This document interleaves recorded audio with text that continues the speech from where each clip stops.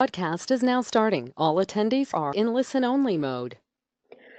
Hi, welcome to Q4 Launch's education series. Today we're having our webinar is led by Colin Pearson with Q4 Launch, and our title and our topic is 7 little changes that'll make a big impact on your hospitality SEO. So I'd like to thank you for joining us and sit back. We've got a lot of content to share, and I think this will be a great day for both of us. So Colin, you want to say hello? Thanks, Anne-Marie. Hey, everyone. My name is Colin Pearson. I have been working at Q4 Launch since 2014. My title is Director of Marketing Services, and I guess we'll dive into it. So if you're ready, Anne-Marie. So who am I and why am I doing this? As I said, my name is Colin. Before I worked at Q4 Launch, I worked on and off in the hospitality industry. That picture right there is the family business. It is called the Stanton House Inn in Greenwich, Connecticut. So I have a lot of experience on both sides. And in my opinion, SEO is super important. It is the major focus in terms of getting new traffic, attracting new people. It is really the modern day version of the phone book. So you think back on the times when people were, they created business names like AAA plumbing services or whatever, just to be the first one on the list. And it's very important to me to make sure that people are marketing themselves well as a business. And so regardless of whether you're working with us or on your own, I wanted to make sure that we could provide some really good hints and tools and tricks of the trade to be effective at that, or to keep an eye on whoever is doing your SEO, if it's not you or not us, or to keep us and us honest as well.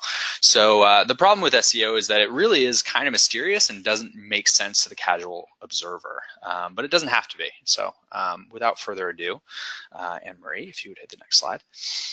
So the 7 things that we're going to cover today, we're going to first talk about from start to finish, kind of is how I walked through this. So the number one thing to start with is focusing and prioritizing your goals. Next is to establish those goals and how you're going to measure effectiveness. After that is doing market research, and then understanding how visitors, once you understand who your ideal customer is or who your target market demographic is, how those people interact with you on the web, specifically your website. And then some aspects that kind of fold into that, but I separated them out because they're very important, is speed, ease of navigation, and last but not least, and this is really important, is cultivating trust in your brand. So without further ado, so first, to quote Patrick Lencioni, who has written, I should say, a lot of books about business management. He's quoted as saying, if everything is important, then nothing is important. With pretty much everything you do in terms of marketing and your strategy, not just SEO, I highly recommend focusing, understanding what your goals are, and then planning your strategy out accordingly. So, my big thought to keep in mind for anything is that the reason you have a website is to get more people on your property. Don't lose sight of that. So for example, social media posts are fantastic. They're important for brand recognition, for example. But keep in mind what the end goal of that is, as with everything else. So if you're having a hard time coming up with what specifically to focus or what to prioritize, I would recommend for our industry specifically on bookings. In reality, as I said, the reason why you have a website is to get people to show up on your property and pay you money for that, that benefit. So if your website's not doing that, there's definitely some places to focus. So with tracking bookings in mind, a couple recommendations I have as far as what to track. Some ones that we are doing on our side. One is e-commerce conversions, and that's sounds more straightforward. An e-commerce transaction in this case is basically someone arrives on your site, they interact with your content, and eventually they book, i.e. online, they hand over their credit card, and they've booked their stay. So sounds pretty straightforward, but in reality, it can get a little complicated, i.e. The free tool to track this is Google Analytics. I'm going to mention Google Analytics a ton in this, so just keep that keyword in mind. But if you're tracking e-commerce conversions, sometimes that's straightforward, as in, if your selling platform is on your site, and e-commerce conversions happen then and there, that's pretty easy to track in Google Analytics. But if you have another site, an additional vendor that manages that, then it gets a little bit more squirrely, and it's something you have to work with with them in order to track effectively. Another way to track specific goals and measure effectiveness is phone calls. One tool that I recommend for this one, this is not free, but with Google Analytics, there's limits to what you can really do. But Narrowcast for Navis is a really effective way to measure phone calls. And another one that can be done entirely in Google Analytics on its own is tracking leads and lead conversion on your website. And just to reiterate, what is a lead? It is basically someone who visits your site anonymously, which is the case with pretty much everybody. You can understand demographics, for example, but you won't necessarily know, the name, address, phone number, the stuff that would be kind of scary if a website were actually to collect that unsolicited, for example. But those are, if someone lands on your site, they're anonymous normally. But if they say, oh, this vacation guide, for example, or last minute deals, or, some sort of offering on your site, if they are willing, they see the value of that and they're willing to hand over their contact information in exchange for whatever that piece of value is, those people become a lead, i.e. they're somebody you can contact and kind of, in a helpful way, of course, not a pushy way, help push them down the line to an actual booking. They may not have actually handed over any money yet, but there's more of an opportunity to do so. Because let's face it, if you hand over your contact information to a website, you trust the business that's managing that website to some degree. So the opportunities for conversion are higher than a anonymous stranger that pokes around and then kicks a tire and then leaves. So those are probably a good place to start as far as understanding, your goals for your website, what you want the outcome to be. The other side of understanding like what you're tracking in terms of metrics is that you can then sort of, a lot of SEO is just tweaking and adjusting and seeing what happens. So if you adjust one little thing and then you see an improvement in, if you're tracking phone calls, an increase in phone calls from your SEO campaigns, I mean, that's a measure of success. But if you see a decrease after the fact, well, you will very clearly be able to say, oh, well, that didn't work out as well as I thought. How do I tweak? How do I adjust? How do I improve? Once you've established what you're measuring and what you're tracking in the big scheme of things, the next step is doing your market research. And this is kind of really, in the SEO world, this is basically keyword research, but there's so much more to it than that. But that's usually what people throw this into. This is a matter of understanding who your target demographic is. And I usually recommend, if you're trying to understand who your quote unquote ideal customer is, to focus on who currently stays with you and try to see if you can see trends or something in common across those lines.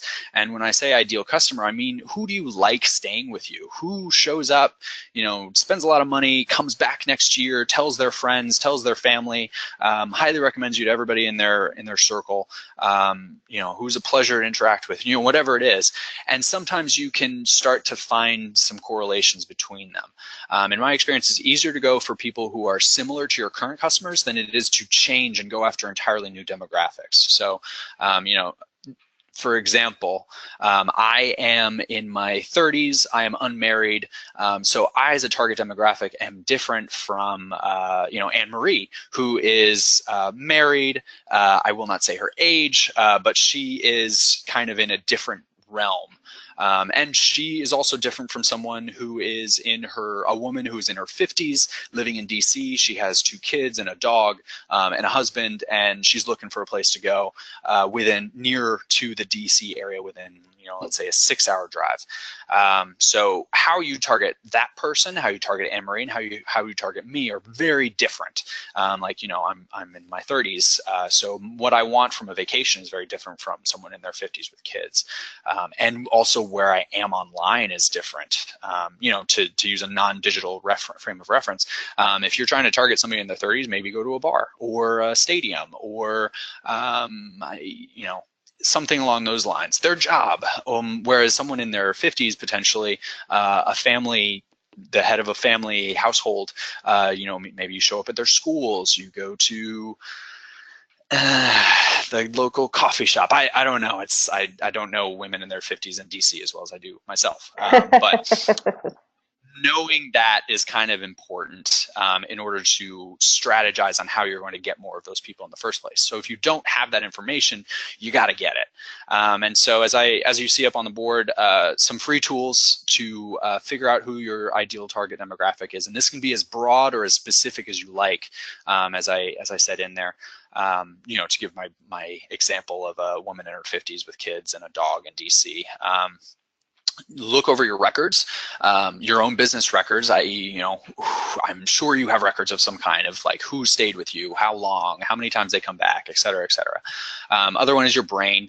My experience is sometimes we'll talk to a customer and the customer will tell us how, they get tons of millennials and they love millennials. And in reality, the records don't actually match that, but that kind of implies to me that they want more, whether they get them or not. So how do we adjust our marketing strategy to target more of those people?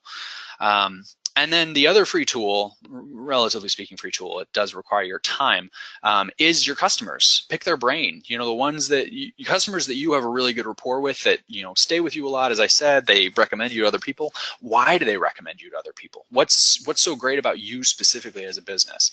And so in reality, a lot of this is not just understanding your marketing strategy, but also your operations. What aspect of your business is your secret sauce? And if you were to cut that out, you'd be killing the goose that laid the golden egg, and having to start your business from scratch and reestablish who your fans are and why they like you and whatever. So spend a lot of time on this step because it is very important. Once you've done that market research and you better understand how, you then need to understand how they find you. Oh, thanks, Anne-Marie. Anne-Marie's changing the slides, by the way. That's why I keep thanking her. It's my pleasure to serve you, Colin. I.e., it's more than my mind can handle all at once. But I am very singularly focused a lot of the time. So Anne-Marie has been very kind in doing that for me. So understand how those people find you in the first place. The first free tool to do that is, again, to ask customers. It's as simple as having a form saying, when they book, saying, how did you find us? Google, Facebook, Chamber of Commerce, whatever it is that you think is pretty common. Problem is, people don't always answer, or they answer incorrectly, or they don't remember, or whatever. So you do have to have some other tools to compare to in the end. Again, the one that I highly recommend is Google Analytics. A couple of the areas in there that I recommend poking around in for your business. And obviously this is assuming that you have Google Analytics properly installed on your site to track these. We're not going to get too deep into that in this webinar. But we at Q4Launch are happy to help you set up Google Analytics in your site if you don't have it. Or walk you through this process if need be. But first go into, and I'll go through this a little slowly so that you can write it down. As you notice, I don't do a ton of actual notes in my slides. But audience, and then click on the demographic section, as well as geographic location. At the very least, you may not be able to get a name and an address, but you can get an idea of what metro area people are coming to you from, or what city or what town. So that's obviously important to understand, and that can help adjust what you're marketing towards. Like for example, my family business, the majority of our customers came from either the New York metro area or the Boston metro area. Not surprising, most of the states split between those two, although there's Hartford and New Haven as well. But a lot of our money came from that. So like trying to target California sounds like a cool idea, but may not have actually been an effective return on investment for us. And also kind of squirrely in terms of from an SEO perspective, but sounds cool anyway. Other things to look in Google Analytics would be acquisition and looking at channels or source medium.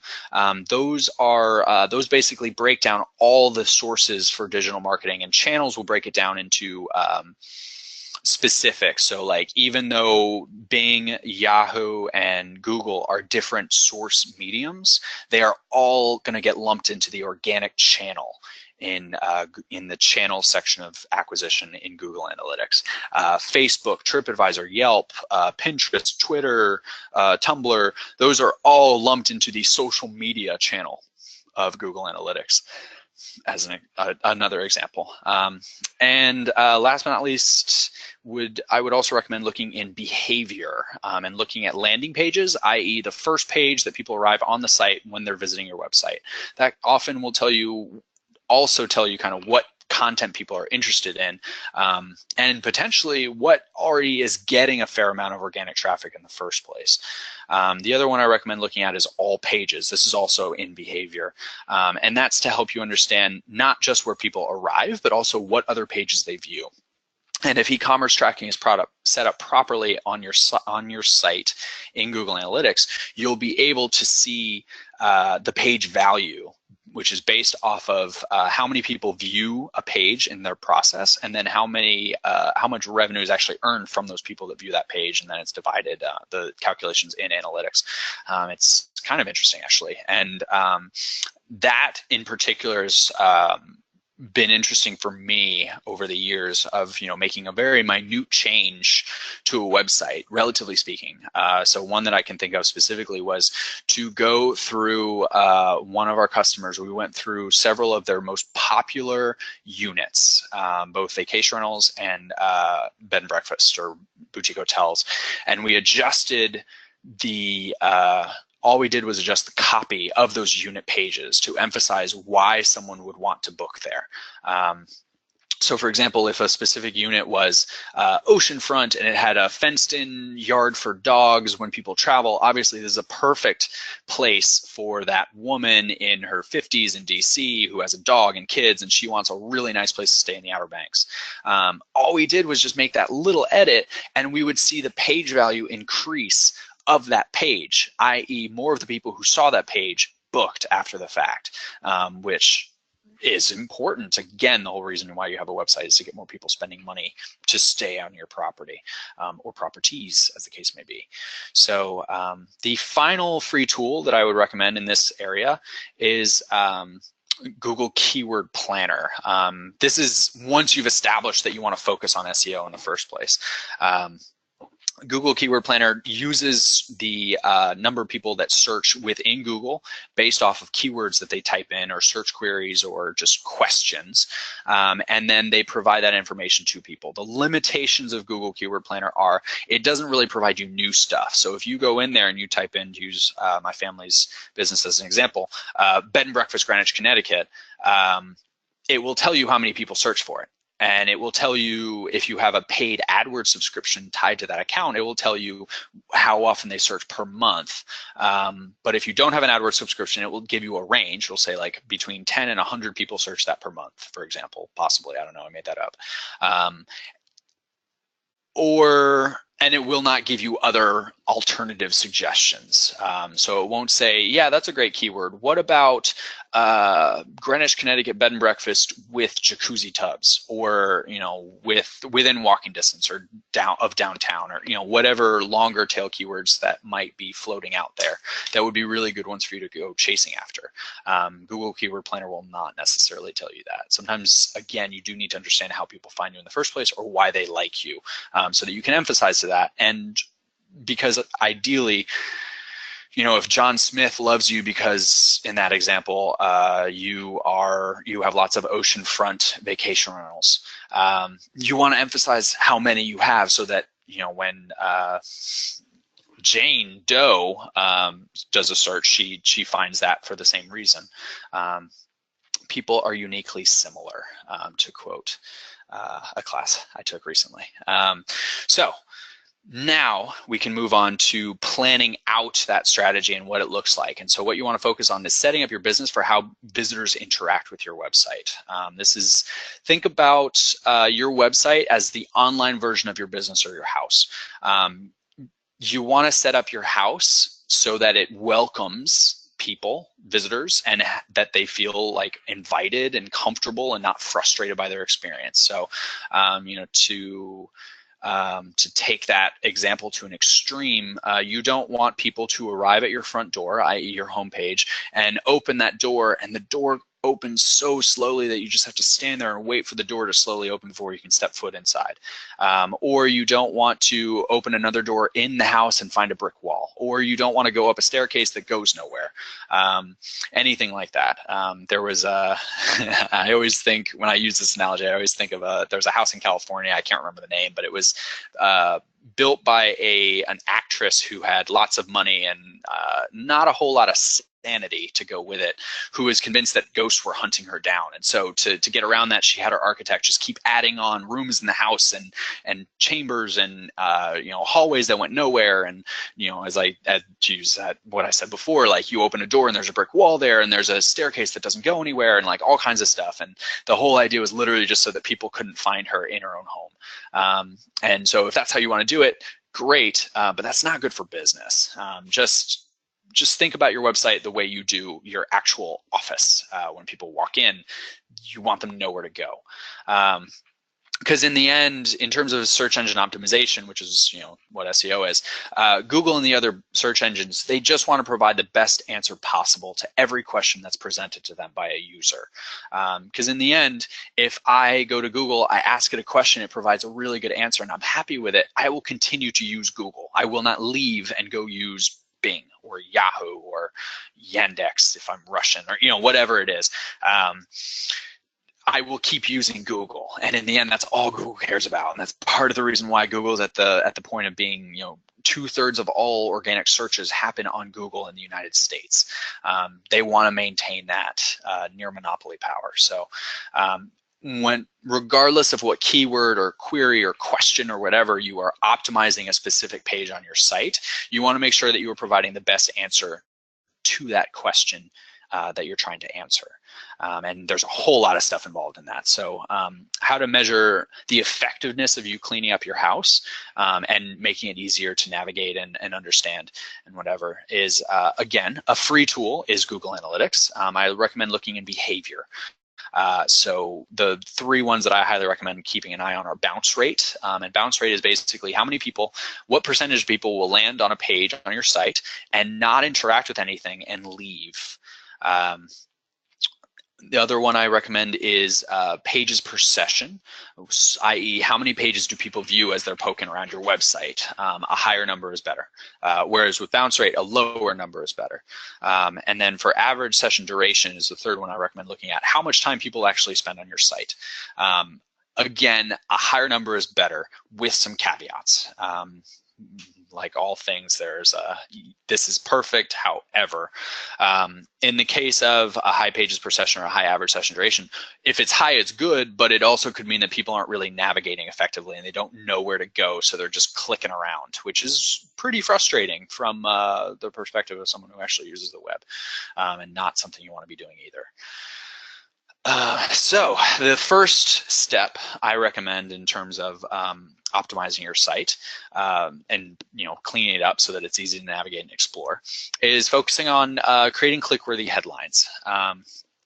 This is a pretty simple, straightforward change. A lot of people don't bother making very sexy headlines, but that's an opportunity for you. You just have to have something more appealing than everybody else in Google search engine results pages. So, if you have a headline that is the best vacation rentals in Winter Park, Colorado, bar none. I'm making this up, obviously. That is a much more appealing headline than vacation rentals in Winter Park, Colorado. Think about it. Which one would you rather click on as a user of Google or Bing or Yahoo? And just adjust that and use it to your advantage in terms of psychology. I remember doing an experiment on this for one of my customers back when I was a CEM. I was a CEM before I was Director of Marketing Services here at Q4 Launch. One of my customers was a bed and breakfast in Mystic, Connecticut. And I literally only made one change to a page, and it was changing the title from something very generic to something more appealing and click-worthy.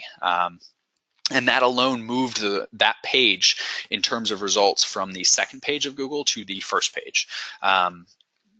There's not an extensive amount of knowledge about what Google search algorithm is outside of Google itself, but there's a pretty clear correlation between, as I said earlier, a bounce rate, number of people, amount of time people spend on your site, how many pages they view, and your rankings in Google. I mean, to go back to that, the whole driving purpose behind Google. If I search the web for vacation rentals in the Outer Banks, I click on your result and I don't come back to Google, that implies that that answer was a good answer. And therefore Google, one-off results like that, not going to change their algorithm. But if thousands of people are clicking on that and they're all staying on your site and not coming back to Google and redoing the search or clicking on a different result, that implies it's a good answer. So you want to make sure that you draw people in effectively and keep them there, and not go back to Google in the end. So a couple free tools as far as making some click-worthy headlines. The one I usually recommend right off the bat is the CoSchedule Headline Analyzer. It is literally just you type in a headline and it will score it based off of its library of words, i.e. It is kind of limited in that regard. It doesn't know specific words. Sometimes it doesn't know location names, anything like that, but it's a good push in the right direction. The other free tool that I recommend is to go to a Google and do a search for the keyword that you're trying to optimize a page for and see what other people are using. That's a recommendation I make a couple times, so I'll just explain it once and then kind of skip over it the rest of the webinar. So if you do a search for bed and breakfast San Francisco, and you type that in and it pulls up, you look in the results and you see what headlines other businesses use for that page. It's just a matter of keeping an eye on your competitors, which you should be doing anyway, regardless of whether you're looking online or whatever. And see what the top results are and what their headlines are in this case. You may not necessarily know the best one, but you can guess that the number 3 result. What about that number 3 result is so good? Because it's definitely a better result than number 7 or number 32 or whatever. So what got them there in the first place? And it's not just headlines, but this is just the first one I'm talking about, so that's where I'm going with this. The next one I do recommend looking at is writing some great meta descriptions. So a meta description is about a 160 character snippet that explains the content of a specific page. Some people will skip this over or just let Google search engines use whatever content they find on the site as their meta description. I do not recommend doing that. Number one, social media platforms use meta descriptions for the same reason. They will pull in that meta description and post it to Facebook or Pinterest or whatever. Those are the 2 major ones that I can think of off the top of my head. So if you don't have a meta description, it will again just pull random text that may not be all that appealing. Also, that 160 characters is really valuable real estate in a search engine results page because you need to use the headline and the meta description to get across why it matters. Why should they click on your result as opposed to somebody else's in the list? And this is not just a competition between yourself and your other local competitors. It's also a competition against anybody else who goes after that keyword. TripAdvisor, Airbnb, HomeAway, they all likely have a results page on their site that is competing with yours directly in this case. So you want to keep an eye on that.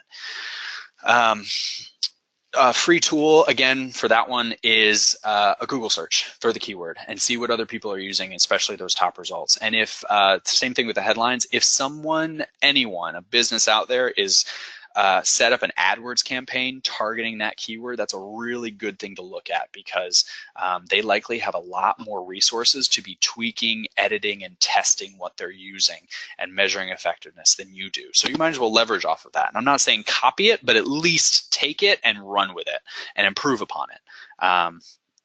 Don't get sued by copying them straight up. So that's important. Emery, would you go back? Sorry.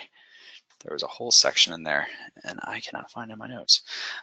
Okay, so content is very important. Once people actually click through to your site from those headlines and just meta descriptions, they're gonna wanna see something when they get there. And we'll talk about site speed and everything after this, but this is still pretty important. Once your site loads, you want people to be as impressed online as they are by stepping foot on your property. So of course, design is important. One of the major trends of 2017 is that design and expectations for design are much higher than they used to be. It used to be a limit to boutique hotels. They had to have great design. Now it's everybody. Mom and pop bed and breakfast owner, vacation rental management company, everybody's expected to have pretty consistent, attractive design that is utilitarian. And so online is no different. An ugly website or images are going to turn people off no matter how quickly the page loads. So it's very important to keep an eye on that. That said, buttons are pretty, but they don't necessarily do the entire job of getting people to click, for example. The standard mantra of marketing that is taught to people from the get-go when they go into the marketing industry is the 3 rules of marketing are people don't read, people don't read, people don't read. But based off our experience, that's not the case. Especially in terms of our experiments where we found that people are much more likely to click a link within text than they are to click an actual button, even if they're right next to each other. So this is all copywriting. It's a lot. Copywriting is an entire skill set. It is, if you were a decent paper writer in college or you write books, that's not copywriting. Copywriters are able to take an idea and they turn it into a picture that will get the reader excited to do whatever the copywriter is compelling them to do. And that is a skill. It is a beautiful skill, and I'm not the expert on it. We have an entire team devoted to that. But it's definitely something to keep in mind in general. When anything that's written on your site needs to be proofed, needs to be edited, needs to make sure that it's compelling in the first place and effectively incorporates emotional words that get ideas across that are more than what's actually written on the page. And then also, in addition to that, linking, internal linking is very important. Internal and external linking is very important for SEO. I will talk about external links later on in the webinar, but right now, internal linking is important for content specifically. As I said, they're more effective at getting people to click than buttons. They also do provide some SEO value, i.e. if you are linking from one page to another, the anchor text, i.e. the text that's used to imply what the link is about, also kind of gives a hint to readers, both human and bot, i.e. Googlebot in this case, or Yahoo or Bing, that the page we're linking to is about this topic. And so again, it's another hint to Google in this case that this page is a good answer for whatever keyword it is you've optimized it for. A very quick guide to internal linking. We have an entire guide that our content team is trained on when they start here as far as internal linking goes. There's a lot more I could go into just about internal linking, but the major things you need to know is make sure the text used for your link tells human and bot visitors alike to your site what the page you're linking to is about. So for example, Outer Banks Travel Guide is a more effective hint as to what the page you're linking to is about than just vacation guide or travel guide or just guide or whatever. So definitely keep that in mind. Some free tools to measure effectiveness of your content is behavior, again, in Google Analytics. But there really are no cheap fixes for this. If your site is ugly, nobody's probably going to stay to read what you have to say. If your images are not attractive of your property, but your website is beautifully designed, that's still not effective. People will still probably decide to book elsewhere because I'm sure unfortunately, one of your competitors probably has better images, for example. And so then all of this is for naught. But that being said, it's okay if you're not a great writer. You have lots of other things to worry about, i.e. your whole business. Make sure you hire someone who is effective at that and know what effectiveness looks like in terms of copywriting so that you can provide guidance to whoever it is you're working with so that they can improve. Again, back to Google Analytics and behavior. All right. Let's see. Next up is site speed, I believe. This is becoming more and more important for everything digital, not just search. because more and more of what's happening online is happening on a mobile phone. I do a lot more searching on my mobile phone now than I do my desktop computer, and that's pretty standard across the world. I mean, let's face it, it's cheaper to buy a mobile phone than it is to buy a whole desktop. So more and more people who either can't afford a desktop or don't want to spend the money are just going to get a phone and navigate that way. So you want to make sure that the user experience on a mobile phone is as wonderful as on a desktop, and both of those are as wonderful on a tablet and are as wonderful when they step foot on your actual property and interact with you as a business. So it's all really about just the digital world, both from an SEO and a social media and email marketing and whatever perspective, is all about removing as many frictions as humanly possible. Both frustrations and then also like any limitations that cause people to pause before actually spending money with you. A good general rule of thumb in terms of site speed, i.e. how quickly the site loads on any platform, on any device, is under 3 seconds. The better answer is better than whatever your competitors have as far as site speed. This is, as I said, becoming more important. It also opens up a lot of competition in this regard. So to use my comparison before, if you're competing against TripAdvisor, Airbnb, and HomeAway, if they have the exact same content on their site, it just loads faster. Well, unfortunately, that's going to be who people go with. If yours loads just a second longer, that could be enough to be the straw that broke the camel's back and make people not want to come anywhere near your site. So work on avoiding that as much as possible. The free tool I recommend to track this is Google PageSpeed. There are some limits to this though. Google's homepage itself does not score well in the Google PageSpeed test. Try it out. But that said, it is helpful. It is a free tool. You get what you pay for. Some standard recommendations on that site on Google PageSpeed test will make your site load insanely fast. However, it will provide a terrible user experience. For example, one of the recommendations is always to shrink images down to the point where they either don't exist or are just so tiny that they can't even be viewed effectively. And that's not a good user experience. I recommend, yes, again, this is a tool, but talk with your webmaster about this and make sure that they're on the same page with you and can effectively explain to you what will matter and what doesn't. For our sites, we generally shoot for a score of 70 in Google PageSpeed out of 100. Higher than that, we find that usually the return on investment in the extra work of getting it past that is not an effective use of resources for our customers. So that's generally what we shoot for. Next up, ease of navigation. Number one, again, as I said before, make sure your site's mobile friendly. It's 2017. I don't even need to go into this much because it's just kind of a done deal at this point. If your site's not mobile friendly, you are missing out. Even if your local competitors are not mobile friendly, all of the big travel focused websites that you are also competing with are. Airbnb has its own app. I mean, TripAdvisor, all of them, VRBO, HomeAway, doesn't matter. They have a site that is useful on a mobile phone. And so you are stuck. You gotta get it. At the same time, ease of navigation in general is more than just, does your site look pretty and useful on a mobile phone? You also need to make sure that it's easy to poke around. If I randomly land on a page on your site, you want to make sure that I can get where I need to go quickly. How do you determine that? Again, your priorities. Where do you want people to go if they decide to go deeper into your site? The general recommendation is to make sure that no page on your site is more than 3 clicks away from the home page. I would argue in a perfect world that any page on your site should be no more than 3 clicks away from any other page on your site. It's just a better user experience.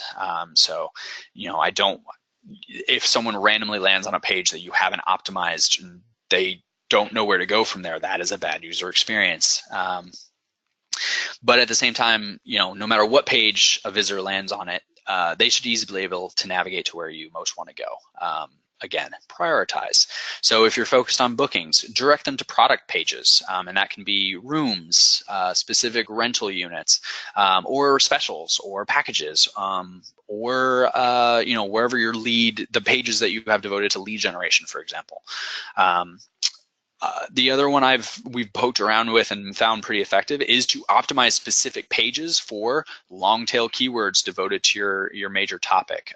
So to use that, one of my examples before, oceanfront vacation rentals in the Outer Banks is a long tail keyword compared to vacation rentals in the Outer Banks. So optimizing a page just for oceanfront vacation rentals in the Outer Banks is a really effective way to provide a good answer to people when they're searching in Google for ocean, in this case, oceanfront vacation rentals, or pet-friendly vacation rentals, or pet-friendly rooms, or whatever they're looking for. Rooms with suites with jacuzzi suites in Chicago, whatever.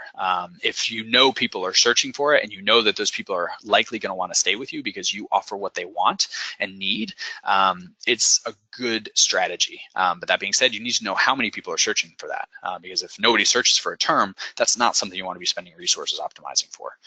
A good free tool for this is testmysite.thinkwithgoogle.com.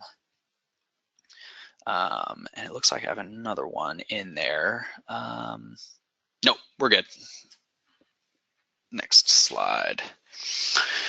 Cool, now the fun stuff. Cultivating trust in your brand. Think about it, the web is and probably will permanently remain a scary place. You could always run the risk of finding a site, deciding that you want to do business with them, you hand over your money, and then the site disappears.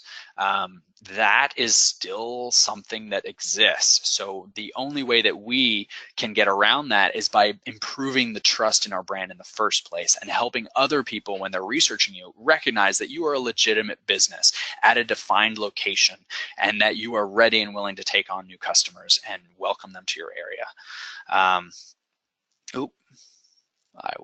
Okay, cool. So by improving trust in you online, it is a lot of just expanding your presence in general. So first off, social media. This is usually the one people focus on a lot. I forgot to mention earlier, part of the reason why I'm so heavily focused on SEO specifically is because once you establish yourself and once you have a very well optimized site that is drawing in a lot of organic searchers, it is basically a spigot that continues to work for potentially years after that initial work. The next time somebody searches for vacation rentals in Winter Park, Colorado, they find you right away, and they continue to find you. It's not necessarily that they know you specifically, but they want something like you. So you just want to make sure, to use that analogy I used earlier about plumbing services, you want to make sure that you are AAA plumbing services, the first one that comes up, so that they call you first and not double B plumbing services or whatever. So that said, and in comparison, social media and email marketing is you have to continuously contact those people over and over to get their business and remind them that you're a presence. And it's important to do, but it is a lot of continuous work, and therefore it's a lower ROI because that needs to be kept up, otherwise you get forgotten. But that being said, social media especially is factored into SEO and effectiveness in SEO. How, you may wonder? I will explain that. So my general recommendations for social media in general is to post regularly and consistently. By doing so, you are giving out a hint both to human visitors and bots that you are a business that is in operations, you are continuously updating. That implies that you're still in business. It does not look good to have a Facebook page where nobody has updated anything since 2012 or whatever you're working on. And there are some theories that interaction with your brand on the major social media platforms translates into trust. And therefore gives you higher rankings. I feel like it's more straightforward than that. It is simply, if I'm a human researcher and I'm deciding where I want to spend my money in a world of caveat emptor or buyer beware, if I go on Facebook, my preferred social media platform, and I see you as a business getting lots of contact and feedback from people on Facebook, I see that Anne-Marie stayed with you last year and she loved her stay and she told you why, and you responded back, hey, thanks, Anne-Marie, you're so cool. We can't wait to have you again. And then she says, oh my God, I just booked again because you're so wonderful. That implies that you are a good place for me to stay.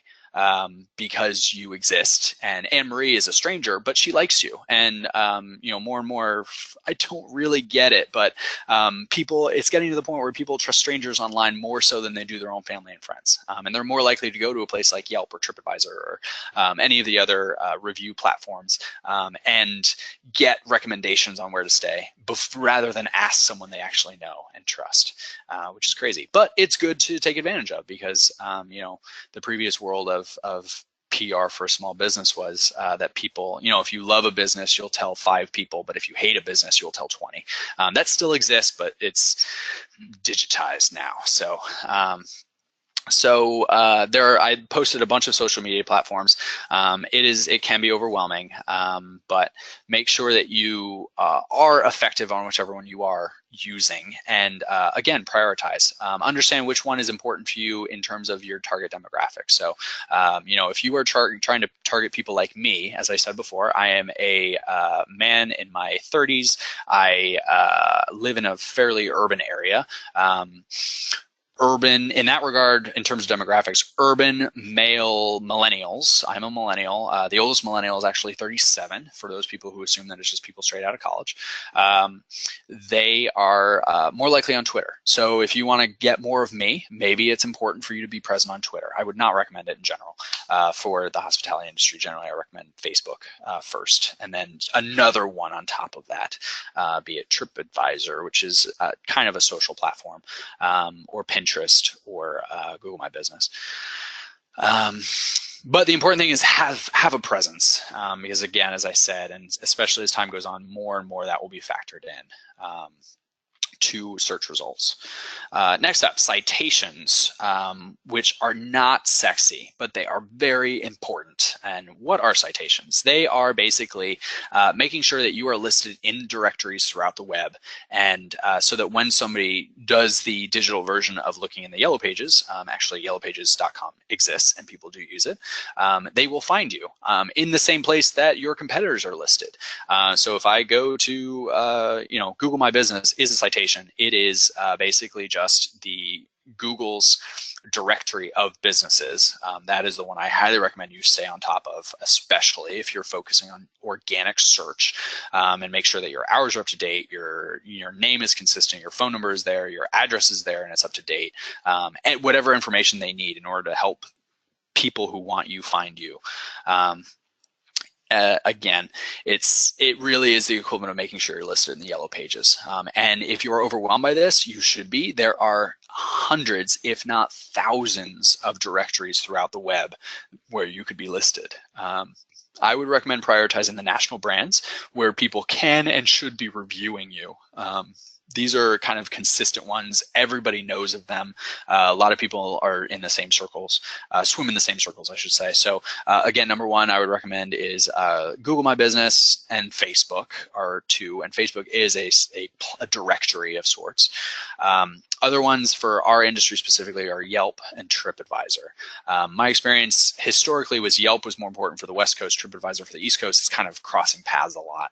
And it kind of just depends on wherever you see the most bang for your buck in terms of whatever you're investing into it, you get more money out of. A free tool to kind of track the effectiveness of citations is the Moz Local business listing, which is not specific to us. That is one limitation of it. It does just pull the national generic brands, but it doesn't include ones that are important to us as an industry like TripAdvisor, but it's still useful. And the next one in terms of cultivating trust that I highly recommend keeping an eye on is backlinks. Backlinks are still the number one most important thing in SEO. I would say they've been downgraded. Again, nobody knows the algorithm unless you work at Google, in which case I'd be worth a lot more than I am. But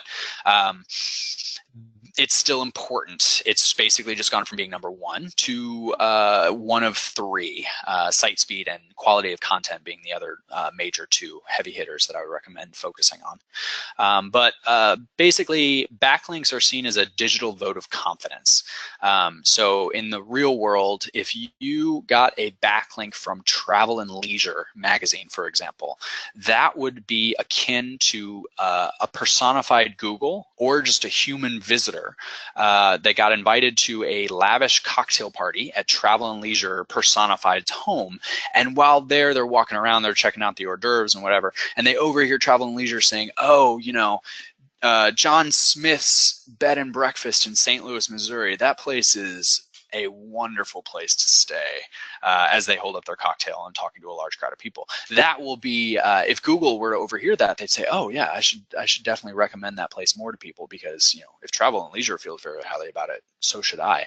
There are a lot of sites like that out there, and of varying levels of authority. Generally, publications are viewed as high authority. Publications like New York Times, the Boston Globe, LA Times, Time Magazine, whatever. If you respect the opinion of that site, likely Google respects the opinion of that site. Aim for the stars as far as that goes. If you know of a way to get the Boston Globe to write about you, go for it. But if you don't, there's a lot of other places to look for really high quality backlinks. Some ones that I recommend pretty consistently across the board are your town or city website, or the local chamber of commerce. The other one I very highly recommend is local universities and colleges. Most of them have a page on their site about accommodations, places to stay nearby when people are looking to visit. And in the SEO world, .gov and .edu backlinks are insanely valuable, because they are very high authority sites and they are kind of difficult to get a backlink from in the first place. So getting that backlink is a really good sign that you are a legit place. Other ones that I recommend, your local newspapers and magazines, as well as other well-established businesses. I'm not talking about another business that just opened up last year, unless they are backed by a larger, better known national brand. But if there's another business that's been in existence for 10 or more years, generally those have a fairly decent authority value, and getting a link to, linking to that site and getting a link from that site has more leverage than, if you were to connect to a website that I just started this year and I blogged about you and said how great you are. If you're not sure about this, if you are a Q4 launch customer, you can always ask a CEM, your CEM. They will help you out with this and help guide you on whether that site's a good one to get a link from or not. And this is a pretty common question about social media, by the way. Posting to social media, as I said, is important, but it is not the equivalent of a backlink. Those links are all consistently no follow as opposed to follow. A link that is marked as follow is telling search engines to follow this link and find out where it's going, because I think that this is a very important page to go to. No follow is the opposite. Do not follow this link, i.e. it has no SEO value. That said, it's important to have a mix of both in your backlink portfolio. And that is as much as I'm going to get into that, because again, backlinks, I could go on forever about this. It's there's tons of research and knowledge related to this. So I'm going to move on. The other really important part of cultivating trust in your brand is reviews and managing your reviews. And I don't know where this gets factored into the Google specific search algorithm. I know I keep harping on Google, but if it's 2/3 of searches, it's pretty important to focus on. But reviews are becoming more and more important. And this is, when you think about it, it makes sense, because if you are a business, let's say John Smith's Vacation Rentals in Branson, Missouri, if he has a lot of reviews on Google or TripAdvisor or wherever, or Yelp, or generally you want to mix, but if he has a lot of reviews, that implies that humans have shown up, they've stayed with him, and if so, even a 1-star review implies that he is a legit business, unless the review is about how he's not a legit business. That's a different story. But he is a legitimate business with a location and a place to do business. And if you show up and pay him money, you will get something in return. If you get lots of 5-star reviews, well, that's obviously a whole lot better, because that also implies that, in this case, I showed up, I stayed in Branson, Missouri, and I handed over money, and I was really happy with the money that I handed over. It was a really pleasurable experience in this case. And if you get 100 people saying how great your experience in Branson, Missouri with John Smith's Vacation Rentals, that implies that that's a really good business to spend your money. Reviews are becoming more and more important in terms of just the search aspect in researching a business. So, and in reality, to use John Smith's vacation rentals again, if he has 500 reviews and an average of 4.5 stars on Google, for example, and I'm searching in Google, would I stay with him or would I stay with Erica Johnson's vacation rental company, which has 5 stars and an average of 2? Sorry, she has 5 reviews and an average of 2 stars because they really cannot handle that bed bug issue or whatever the issue is. I do not stay in places if there's any mention of bed bugs. They creep me out. So personally, if you're trying to target me specifically, do not have bed bugs on your property. You probably don't want me staying with you because I'll be kind of particular, but that's the point. So again, I cannot emphasize this enough. Reviews are becoming more and more important, especially as time goes on. It's just another hint that you are a legitimate business and you want to do business with them. And we're actually seeing it starting this year. It is hard to target for best of anything anymore. It used to be a matter of you just sprinkle that keyword in among your content and you can rank for it. But now best is determined by reviews. So if you do a search, the example that I was shown in an article was like taco places in the Mission neighborhood of San Francisco. It was determined by reviews. So, whereas historically Taco Bell, which has a taco spot in the Mission district, they were pretty high because Taco Bell has a whole lot more money to leverage to market to optimize whatever page on the Taco Bell site is devoted to that specific restaurant. But now they're getting consistently outranked because their reviews are awful. Fast food. No shocker, but the small businesses that put a whole lot more effort per business into providing a great experience, both on-site and off-site, have better reviews. Therefore, they outrank Taco Bell for taco spot or whatever term you're looking for, places to eat with tacos in the Mission District of San Francisco. Yes, that is super not related to our industry, but it was an interesting one nevertheless. It's just funny to think that Taco Bell would think they could outcompete actual taco joints, but I probably should not say that. So I can use the same reference. Let me just recreate it for people who are not sure how that relates to them. Bed and breakfast in Philadelphia. It is the best one will be determined by reviews, and which is kind of cool when you think about it, because again, in that same instance, it is a lot easier to compete as a boutique hotel against the Marriott, which has a whole lot more money, if you are the best because your reviews are so much better than the Marriott in your town. So I believe, yeah, that's it for that. So review and wrap up. Again, the 7 things to focus on. First and foremost, and the most important thing is to focus what your marketing efforts and prioritize accordingly. Create measurable sub goals for success. Do your market research and put a lot of effort into your copy, i.e., your headlines, your meta descriptions, anything that's on your site written, as well as design, and then optimize it. Optimize your site for speed. Make sure it loads as quickly as it can and is easy to navigate. And then after that, focus on increasing trust in you and your brand via things like social media, citations, reviews, backlinks, any of that stuff.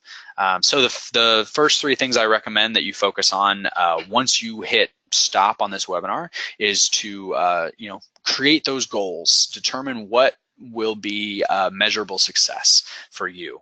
And then look in Google Analytics for what's not working towards those goals and make changes based on those goals and what's not obviously working. And if you need any help at all with that or planning out that strategy, you know who to get in touch with, us here at Q4 Launch.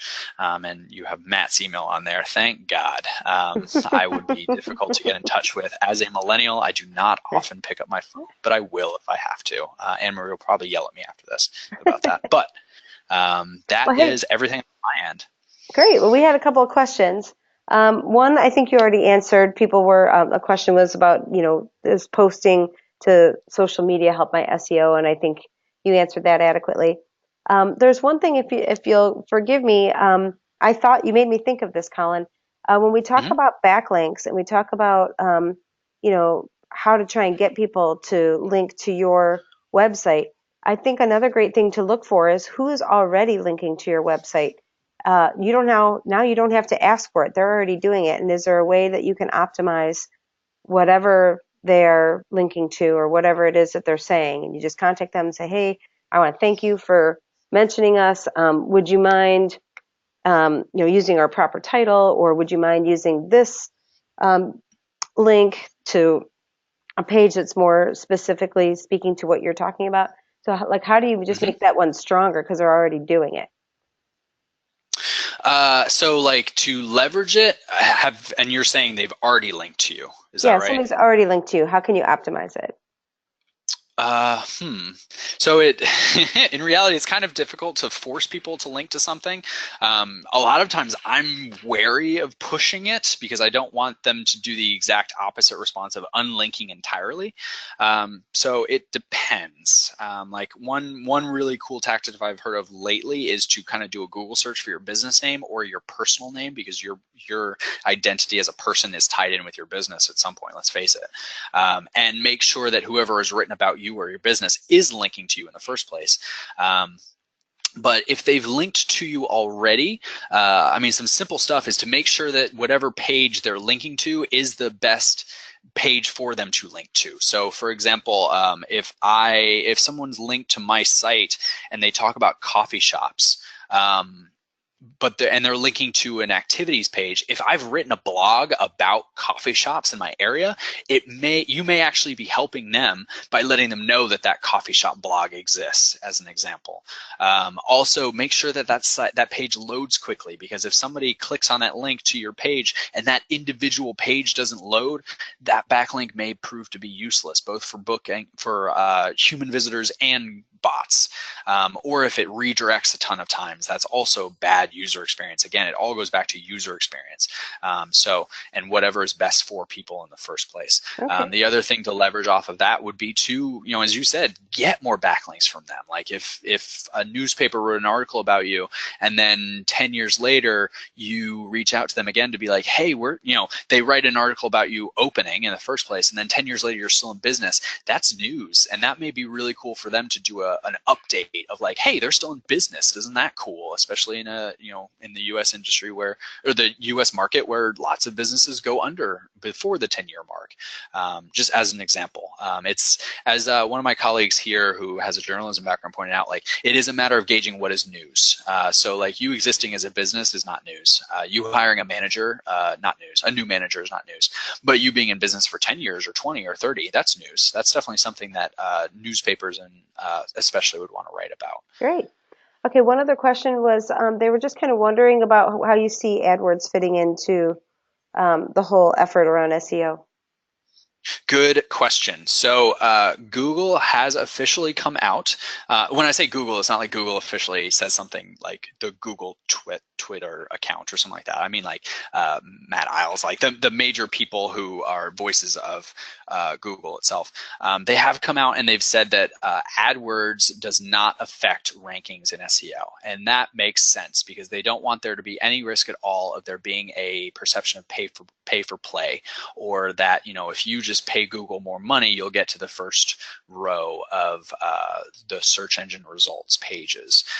So it's important in terms of getting traffic to a site, and it's important in terms of you get a faster response. Like, let's face it, SEO is a very slow process. Generally the sites that are number one in results have been around as businesses and as domains for sometimes decades.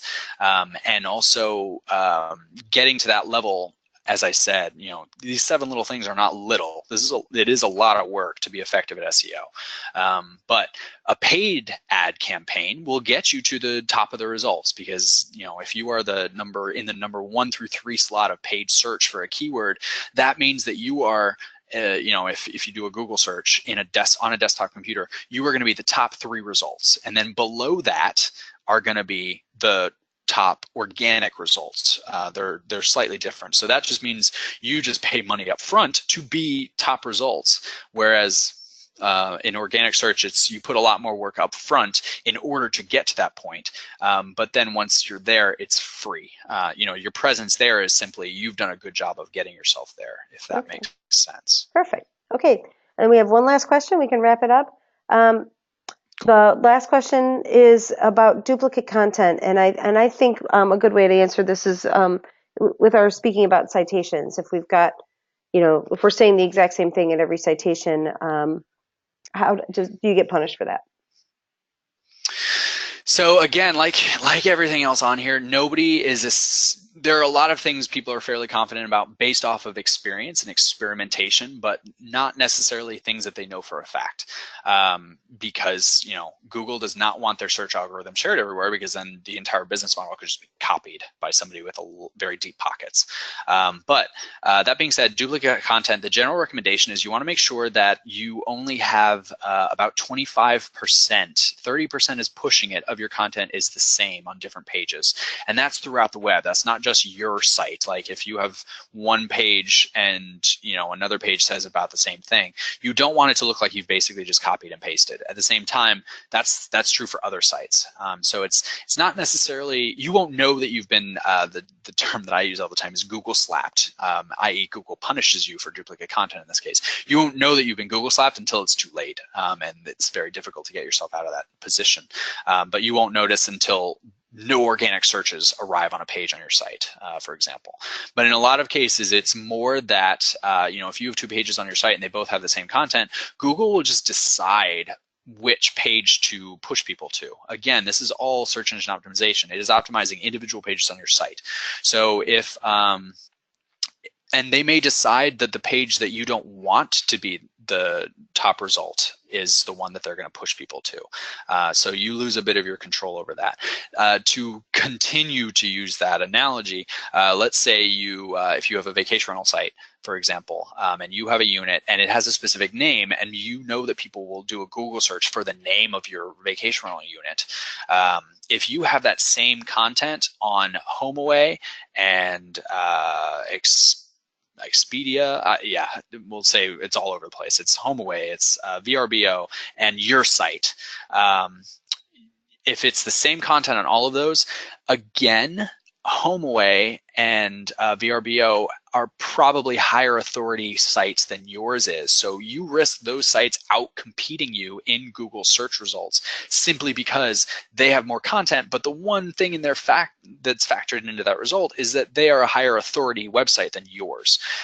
So you kind of risk shooting yourself in the foot just because it was easier to copy and paste that day and just throw something up as opposed to just changing it. That being said, it may, keep in mind, I use a lot of vague things when I'm saying this. It may be enough to just adjust the wording of whatever you're saying.